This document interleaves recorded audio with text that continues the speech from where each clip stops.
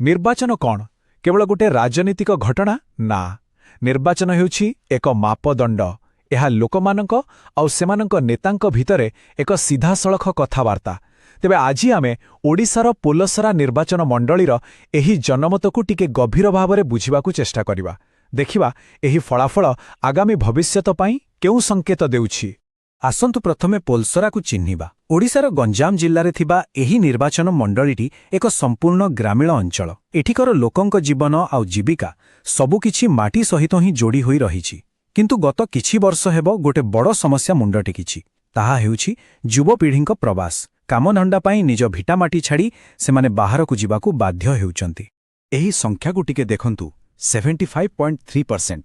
ଏହା ହେଉଛି 2024 ନିର୍ବାଚନରେ ପୋଲସରାର ମତଦାନ ହାର। ଏଇଟା ଖାଲି ଗୋଟେ ନମ୍ବର ନୁହେଁ, ଏହା ଦର୍ଶାଉଛି ଯେ ଏଠାକାର ଲୋକେ କେତେ ସଚେତନ। ସେମାନେ ନିଜର ଦାବି ରଖିବାକୁ ପଛାଉ ନାହାନ୍ତି। ଏହା ଏକ ସକ୍ରିୟ ଏବଂ ଦାବି କରୁଥିବା ଭୋଟରଙ୍କ ପରିଚୟ।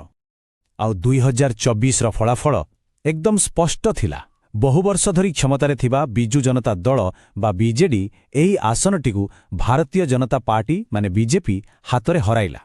ଏହା ଏକ ବଡ଼ ପରିବର୍ତ୍ତନର ସ୍ପଷ୍ଟ ସଂକେତ ଥିଲା। ଆଉ ଏହା କୌଣସି ଛୋଟମୋଟ ହାରଜିତ ନଥିଲା। ବିଜୟର ବ୍ୟବଧାନ ଥିଲା 20,946 ଭୋଟ। ଏତେ ବଡ଼ ବ୍ୟବଧାନର ଅର୍ଥ ହେଉଛି ଏହା ଏକ ବଡ଼ ରାଜନୈତିକ ପରିବର୍ତ୍ତନ, କୌଣସି ସାମାନ୍ୟ କଥା ନୁହେଁ। ତାହେଲେ ପ୍ରଶ୍ନ ଉଠୁଛି, ଏହି ସବୁ ସଂଖ୍ୟା ଆମକୁ କ'ଣ କହୁଛି? ଏହା ପଛର ପ୍ରକୃତ କାହାଣୀ କ'ଣ? କେଉଁ କାରଣ ପାଇଁ ଲୋକେ ଏତେ ବଡ଼ ପରିବର୍ତ୍ତନ ପାଇଁ ଭୋଟ ଦେଲେ? ଆସନ୍ତୁ ଏହାର ଗଭୀରକୁ ଯିବା। ଏହି ବିଶ୍ଳେଷଣରେ ଆମେ କିଛି ମୁଖ୍ୟ ବିଷୟ ଉପରେ ନଜର ପକାଇବା।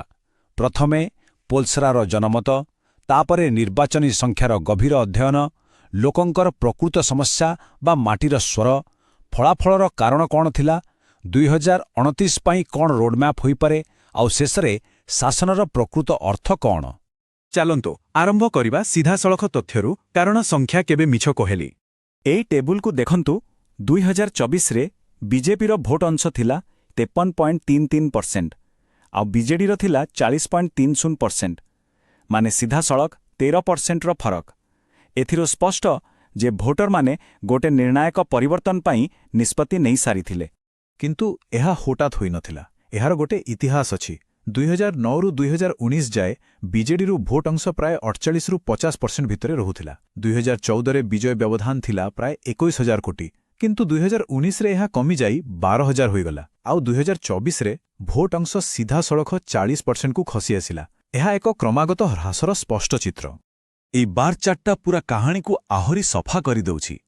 ଦେଖନ୍ତୁ କିପରି ବିଜେପି 2019ରେ 42.4% ଭୋଟ ପାଇ ଏକ ଦୃଢ଼ ପ୍ରତିଦ୍ୱନ୍ଦ୍ୱୀ ଥିଲା, ଆଉ 2024ରେ 53.3% ଭୋଟ ସହ ଏକ ପ୍ରମୁଖ ବିଜେତା ଭାବେ ଉଭା ହେଲା। ଏଥିରୁ ଗୋଟେ ବଡ଼ ଧରଣର ଭୋଟ ସ୍ଥାନାନ୍ତରଣ ହୋଇଥିବା ସ୍ପଷ୍ଟ ଜଣାପଡ଼ୁଛି। ଠିକ୍ ଅଛି, ସଂଖ୍ୟା ତ ଆମକୁ କହିଲା କ'ଣ ହେଲା, କିନ୍ତୁ ଏବେ ବୁଝିବାର ଅଛି କାହିଁକି ହେଲା। ଏଥିପାଇଁ ଆମକୁ ମାଟିର ସ୍ୱର ଶୁଣିବାକୁ ପଡ଼ିବ। ଲୋକଙ୍କ ମନରେ କ'ଣ ଥିଲା, ଆସନ୍ତୁ ସେମାନଙ୍କର ଅଭିଯୋଗକୁ ବୁଝିବା। ଲୋକଙ୍କର ମୁଖ୍ୟ ଚିନ୍ତା କ'ଣ ଥିଲା? ସବୁଠୁ ବଡ଼ ସମସ୍ୟା ଥିଲା ଚାକିରିର ଅଭାବ ଆଉ ପ୍ରବାସ। ତା ସହିତ କୃଷି ସଙ୍କଟ, ବଢ଼ୁଥିବା ଦରଦାମ ଆଉ ମୌଳିକ ଭିତ୍ତିଭୂମିର ଅଭାବ। ଏହିସବୁ ଆର୍ଥିକ ଚିନ୍ତା ତାଙ୍କର ଦୈନନ୍ଦିନ ଜୀବନ ଉପରେ ସିଧାସଳଖ ପ୍ରଭାବ ପକାଉଥିଲା। ଆଉ ଗୋଟେ କଥା ବୁଝିବା ଦରକାର, ଏସବୁ ଖାଲି ରାଜନୈତିକ ଦାବି ନଥିଲା। ଏଗୁଡ଼ିକ ଥିଲା ବଞ୍ଚିବାର ମୌଳିକ ଆବଶ୍ୟକତା, ଜୀବିକା, ସ୍ଥିରତା ଆଉ ସମ୍ମାନର ଆବଶ୍ୟକତା। ଆଉ ଆମ ସମ୍ବିଧାନ ମଧ୍ୟ ସେଇ କଥା କୁହେ ଯେ ପ୍ରତ୍ୟେକ ବ୍ୟକ୍ତିର ସମ୍ମାନ ରହିବା ଦରକାର। ଆଉ ଯେତେବେଳେ ଜନତା ନିଜ ସ୍ୱର ଉଠାନ୍ତି, ତାକୁ ଦାୟିତ୍ୱର ସହ ଶୁଣିବାଟା ହିଁ ପ୍ରକୃତ ଗଣତନ୍ତ୍ର। ଭୋଟ ଦେବା ଏବଂ ନିଜର ଅଭିଯୋଗ ଜଣାଇବା ଏହି ପ୍ରକ୍ରିୟାର ଏକ ଗୁରୁତ୍ୱପୂର୍ଣ୍ଣ ଅଂଶ। ତେବେ ଏହି ଯେଉଁ ଜନମତ, ଏଇଟା ଭୋଟ ବାକ୍ସରେ କେମିତି ପରିଣତ ହେଲା? ଆସନ୍ତୁ ଏହାର ପଛରେ ଥିବା ବ୍ୟବସ୍ଥାଗତ କାରଣଗୁଡ଼ିକୁ ଦେଖିବା। କେବଳ ବ୍ୟକ୍ତିଗତ ସ୍ତରରେ ନୁହେଁ। ଦେଖନ୍ତୁ, ବିଜେଡି ପାଖରେ ଶକ୍ତି ନଥିଲା, ସେମିତି ନୁହେଁ। ଦଳର ବଡ଼ ବ୍ରାଣ୍ଡ, ଗାଁ ଗହଳିରେ ସୁଦୃଢ଼ ସଂଗଠନ ଆଉ କଲ୍ୟାଣକାରୀ ଯୋଜନାର ଇତିହାସ ଏସବୁ ଥିଲା। କିନ୍ତୁ କେଉଁଠି ନା କେଉଁଠି ଭୋଟରଙ୍କ ବିଶ୍ୱାସରେ କ୍ଷତି ହୋଇଥିଲା। ଏକ ପ୍ରକାର ଆତ୍ମସନ୍ତୋଷର ଭାବନା ଦେଖାଦେଇଥିଲା, ଆଉ ଯୁବପିଢ଼ିଙ୍କ ସହ ସଂଯୋଗ କମିଯାଇଥିଲା। ଯେତେବେଳେ ସ୍ଥାନୀୟ ବିଧାୟକଙ୍କ କଥା ଆସେ, ଲୋକଙ୍କ ମନରେ କାମ ବା ପ୍ରଦର୍ଶନକୁ ନେଇ ପ୍ରଶ୍ନବାଚୀ ସୃଷ୍ଟି ହୋଇଥିଲା। ଏକ ଧାରଣା ଥିଲା ଯେ ଯେତିକି କାମ ହବା କଥା ସେତିକି ହୋଇନାହିଁ, ଆଉ ଏହା ଫଳାଫଳ ଉପରେ ଏକ ବଡ଼ ପ୍ରଭାବ ପକାଇଲା। ଶେଷରେ କ'ଣ ହେଲା? ଗୋଟେ ପଟେ ଥିଲା ନିରନ୍ତରତାର କାହାଣୀ ଆଉ ଅନ୍ୟପଟେ ଥିଲା ପରିବର୍ତ୍ତନର କାହାଣୀ। ବିଜେପି ରାଷ୍ଟ୍ରୀୟ ପ୍ରସଙ୍ଗ ଆଉ ସ୍ଥାନୀୟ ଅସନ୍ତୋଷକୁ ମିଶାଇ ଏମିତି ଏକ ଦୃଷ୍ଟିକୋଣ ରଖିଲା ଯାହା ଲୋକଙ୍କୁ ଅଧିକ ଆକର୍ଷିତ କଲା।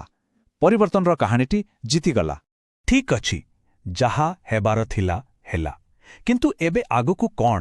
ଏହି ଜନମତରୁ ଶିକ୍ଷାଲାଭ କରି 2029 ପାଇଁ ରାସ୍ତା କ'ଣ ହୋଇପାରେ? ଆସନ୍ତୁ ଏକ ସମ୍ଭାବ୍ୟ ବ୍ଲୁପ୍ରିଣ୍ଟ ଉପରେ ନଜର ପକାଇବା। ଏହା ଏକ 90 ଦିନିଆ ଅନୁଶାସିତ ଯୋଜନା ହୋଇପାରେ। ଏହାର 5ଟି ସ୍ପଷ୍ଟ ପର୍ଯ୍ୟାୟ ଅଛି। ପ୍ରଥମେ ନିଜର ସମୀକ୍ଷା ଆଉ ନବୀକରଣ। ଦ୍ୱିତୀୟରେ ଲୋକଙ୍କ ପାଖକୁ ଯାଇ ସେମାନଙ୍କର କଥା ଶୁଣିବା। ତୃତୀୟରେ ତୃଣମୂଳ ସ୍ତରରେ ସଂଗଠନକୁ ମଜବୁତ କରିବା। ଚତୁର୍ଥରେ ପ୍ରତ୍ୟେକ ଭୋଟରଙ୍କ ସହ ସିଧାସଳଖ ସମ୍ପର୍କ। ଆଉ ଶେଷରେ ମତଦାନ ଦିନ ଲୋକଙ୍କୁ ବାହାରକୁ ଆଣିବା। ଆଜିକାଲିର ଦୁନିଆରେ ଡିଜିଟାଲ ରଣନୀତି ବହୁତ ଜରୁରୀ। ଛୋଟ ଛୋଟ କିନ୍ତୁ ପ୍ରଭାବଶାଳୀ ପଦକ୍ଷେପ ନେବାକୁ ହେବ। ଯେମିତିକି ଗାଁ ସ୍ତରରେ ହ୍ୱାଟ୍ସଆପ୍ ଗ୍ରୁପ୍ ତିଆରି କରିବା, ସ୍ଥାନୀୟ ଯୁବକଙ୍କର ସକାରାତ୍ମକ କାହାଣୀକୁ ନେଇ ରିଲ୍ସ କରିବା, ଭୁଲ ତଥ୍ୟର ମୁକାବିଲା ପାଇଁ ଫ୍ୟାକ୍ଟ ଚେକିଂ କଣ୍ଟେଣ୍ଟ ବନାଇବା, ଆଉ ଜିଓ ଟାର୍ଗେଟେଡ୍ ବିଜ୍ଞାପନ ମାଧ୍ୟମରେ ପୁରୁଣା ସଫଳ ଯୋଜନା ବିଷୟରେ ଲୋକଙ୍କୁ ମନେ ପକାଇବା। କିନ୍ତୁ ଏଠାରେ ଗୋଟେ କଥା ମନେ ରଖିବାକୁ ହେବ। ଟେକ୍ନୋଲୋଜି ବ୍ୟବହାର କରିବା ବେଳେ ଲୋକଙ୍କର ସମ୍ମତି ଆଉ ଗୋପନୀୟତାର ସମ୍ମାନ କରିବାଟା ସବୁଠୁ ଜରୁରୀ। ଆମ ଦେଶର ଡାଟା ସୁରକ୍ଷା ଆଇନ ଏଇଆ ହିଁ କହେ। ଟେକ୍ନୋଲୋଜି ମଣିଷର ସମ୍ମାନ ପାଇଁ ହେବା ଉଚିତ, ଏହାର ଉଲ୍ଲଂଘନ ପାଇଁ ନୁହେଁ। ଦେଖନ୍ତୁ, ନିର୍ବାଚନ ଆସିବ ଯିବ, ଏହା ଏକ ଚକ୍ର। କିନ୍ତୁ ଶାସନ ହେଉଛି ଏକ ନିରନ୍ତର ପ୍ରକ୍ରିୟା।